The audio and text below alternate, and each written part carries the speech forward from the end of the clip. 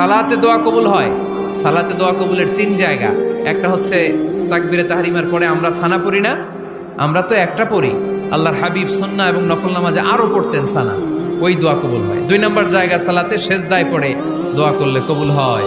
আকরাবু মা ইয়াকুনুল আবদু মির রাব্বিহি ওয়া হুয়া সাজিদ ফাকসিরু ফিহি দুআ। বান্দা যখন সেজদায় লুটিয়ে পড়ে বান্দা আল্লাহর সবচেয়ে কাছে চলে যায়। তা কিন্তু বিশ্বনবী বলে সেজদাটা তোমার রবের কুদরতি পায়ের উপরে পড়েছে। সেজদায় পড়ে দোয়া করেন। সালাম ফিরানোর আগে বিশ্বনবী দোয়া করতেন, লা ইউসাল্লিমান্না আহাদুকুম হাত্তা ইয়াতাআওয়াযা মিন আরবাআ।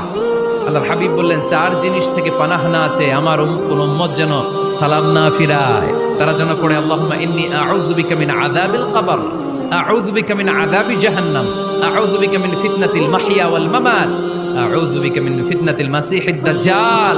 আল্লাহ কবরের আযাব থেকে বাঁচাও, আল্লাহ জাহান্নামের আগুন থেকে বাঁচাও, আল্লাহ জীবন